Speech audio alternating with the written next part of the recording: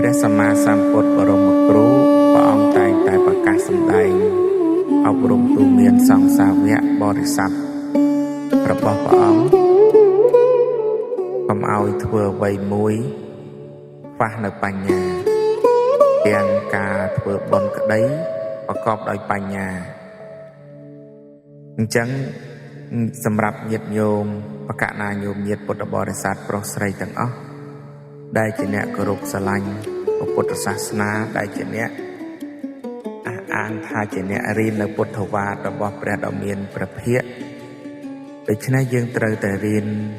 សិក្សាអប់រំផ្លូវចិត្តរបស់ខ្លួនឯងឲ្យបានច្បាស់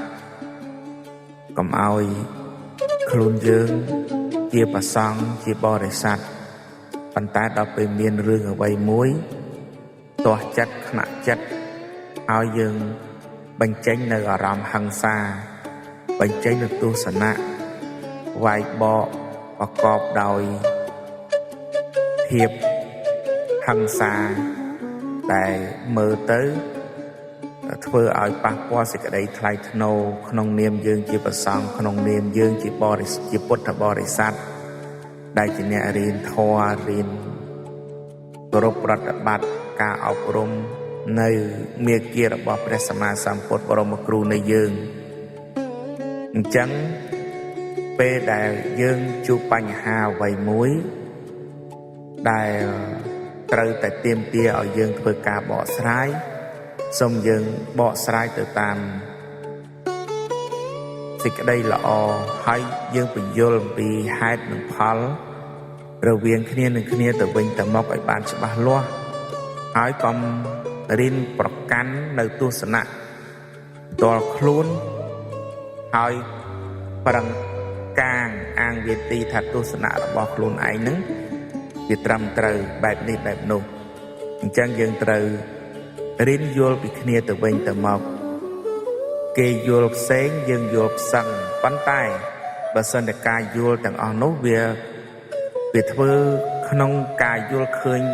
កន្លែងណាមួយតែយល់ឃើញថាយល់ទៅវាខុសអញ្ចឹងសម្រាប់យើងជាអ្នកសិក្សារៀនសូត្រជាអ្នកគោរពប្រតិបត្តិជាអ្នកបួសជាអ្នកគោរពប្រតិបត្តិធម៌របស់ព្រះសម្មាសម្ពុទ្ធអញ្ចឹងយើងត្រូវប្រើពាក្យមួយប្រកបដោយអត្ថន័យពិរោះដើម្បីធ្វើការអប់រំបញ្ញែបញ្យលគ្នាទៅវិញទៅមកបង្ហាញអំពីភ័ស្តុតាងបង្ហាញអំពីទស្សនវិជ្ជាបង្ហាញអំពីចក្ខុវិស័យដើម្បីឲ្យមានការយល់ត្រូវក្នុងគំនិតរួមមួយជៀសវាងការទឹះចិត្តយើងប្រើសម្ដីអសុរោះប្រើសម្ដីប្រកបដោយហិង្សាវាមិនស័ក្តិសមជាអ្នកបួសវាមិនស័ក្តិសមជាអ្នកកាន់ពុទ្ធសាសនាទេព្រោះព្រះសម្មាសម្ពុទ្ធបរមគ្រូនៃយើងព្រះអង្គមិនដែលព្រានបដៅឲ្យយើងធ្វើជាមនុស្សឆ្លើយធ្វើជាមនុស្សអសិលធម៌ធ្វើជាមនុស្សខ្វះការគោរពនោះទេ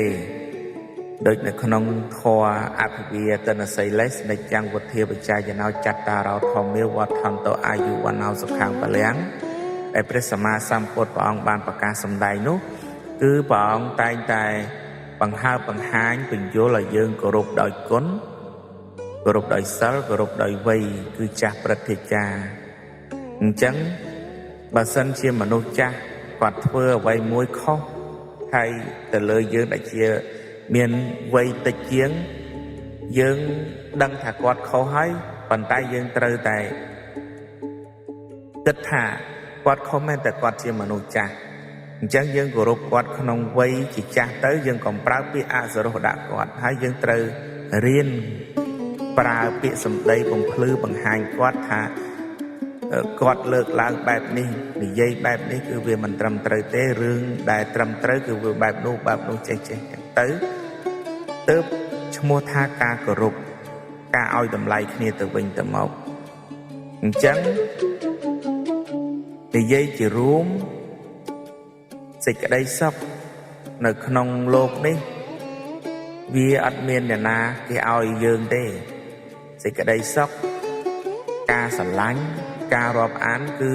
មានតែយើងទេគឺបង្កើតទំនាក់ទំនងដោយខ្លួនឯង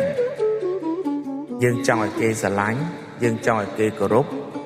ទោះតែយើងនឹងមានសីលធម៌មានសីលធម៌មានគុណធម៌ចេះគោរពប្រកោរៀមច្បងចេះគោរពដោយគុណគោរពដោយវ័យគឺចាស់ព្រឹទ្ធាចារ្យយើងចេះគោរពបែបនេះមានន័យថាយើងដើរទៅណាក៏មានគេអាណិតស្រឡាញ់គោរពរាប់អានឲ្យតម្លៃយើងដែរប៉ុន្តែបើសិនជាយើងជាមនុស្សឆ្លើយច្រឡឹះបឹសរឹងត្អឹងរឹងរូសពុំស្ដាប់អ្នកណាគឺនិយាយទៅគឺមានតែឯងគំនិតឯងតែជាគំនិតលើកឡើងមកវាត្រឹមត្រូវនោះលោកអ្នកប្រកាសជារស់នៅក្នុងភាពឯកានៅក្នុងពេលថ្ងៃខាងមុខជាមិនខានដូច្នេះសិលធម៌និងគុណធម៌នៅតែដើរតួសំខាន់សម្រាប់ឆាកជីវិតរបស់យើងអ្នកមានសិលធម៌មានគុណធម៌តែងតែការធ្វើអ្វីមួយតែងតែមានការប្រុងប្រយ័ត្នជានិច្ចព្រោះអ្វីព្រោះខ្លាចខុសខ្លាចប៉ះពាល់អញ្ចឹងការលើកឡើងការនិយាយអ្វីមួយតែងតែមានការគោរពឲ្យតម្លៃគ្នាទៅវិញទៅមកព្រោះសម្ដីរាប់ម៉ឺនម៉ាត់មិនប្រកាសថាត្រូវទាំងអស់ហើយក៏មិនប្រកាសថាខុសទាំងអស់ទេអញ្ចឹងរាល់ទស្សនៈរាល់ផ្នត់គំនិតណាមួយដែលលើកឡើងដើម្បីជាការអប់រំលោកអ្នកស្ដាប់ហើយត្រេះរិះពិចារណាហើយច្បិចចម្រាញ់យកតែចំណុចណាល្អចំណុចណាត្រឹមត្រូវទៅហើយយកវាទៅអនុវត្តទៅវាស្រេចបាត់ទៅហើយមិនចាំបាច់ឆ្លោះប្រកែកតវ៉ាហែកហួរដៀលថ្មាស់តេះដៀលគ្នាទៅវិញទៅមកនាំឲ្យបាត់បង់តម្លៃនៅក្នុងយើងជាអ្នកបុស្សយើងជាអ្នកកាន់ពុទ្ធសាសនានោះទេអ្នកគោរពស្រឡាញ់អ្នកកាន់ពុទ្ធសាសនាដែលរៀនគោរពប្រតិបត្តិពុទ្ធសាសនាត្រូវតែមានចិត្តសន្តោសប្រោះប្រណីឲ្យគ្នានឹងគ្នាទៅវិញទៅមកហើយការគោរពសន្តោសប្រោះប្រណីហ្នឹងមិនមែនត្រឹមតែមនុស្សគ្នាឯងទេគឺយើងត្រូវតែគោរពឲ្យតម្លៃទាំងជីវិតតូចជីវិតធំសត្វតូចសត្វធំទាំងអស់យើងមិនមែនជាមនុស្សមិនមែនជាបុគ្គលទ្រុសសិលមិនមែនជាបុគ្គលដែលមានចិត្តមីនះឬក៏ចិត្តស្កាចសាហាវខូខើទេអញ្ចឹងអ្នកកាន់ពុទ្ធសាសនាអ្នករៀនគោរពប្រតិបត្តិតាមមាគ៌ារបស់ព្រះសម្មាសម្ពុទ្ធបរមគ្រូត្រូវតែជាមនុស្សចេះអត់ធន់ច្រើនជាមនុស្សមានហេតុផលជាមនុស្សនិយាយអីមួយ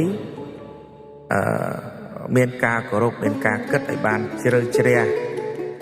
ហ្នឹងហើយកុំឲ្យយើងคล้ายទៅជាមនុស្សខ្វះសិលធម៌កុំឲ្យយើងជាមនុស្សពេលដែលបានមានភាពល្បីល្បាញបោះឈ្មោះបោះសម្លេងនៅក្នុងសង្គមហើយខ្លាចទៅជាមនុស្សមួយអំនួតក្អេងក្អាងគិតថាទស្សនៈខ្លួនឯងតែម្យ៉ាងគត់ដែលត្រឹមត្រូវទស្សនៈគេតែគេលើកឡើងវាមិនត្រឹមត្រូវលើកការយល់ឃើញបែបនេះគឺវាមិនល្អនោះទេអញ្ចឹងបើសិនជាអ្នកជាបរិស័ទល្អពិតប្រាកដជាអ្នករៀនធម៌ព្រះសម្មាសម្ពុទ្ធយ៉ាងពិតប្រាកដ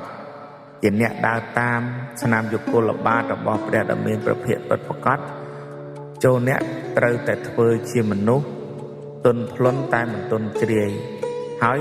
អ្នកត្រូវតែធ្វើជាមនុស្សដែលមានហេតុផលច្បាស់លាស់ជាអ្នករៀន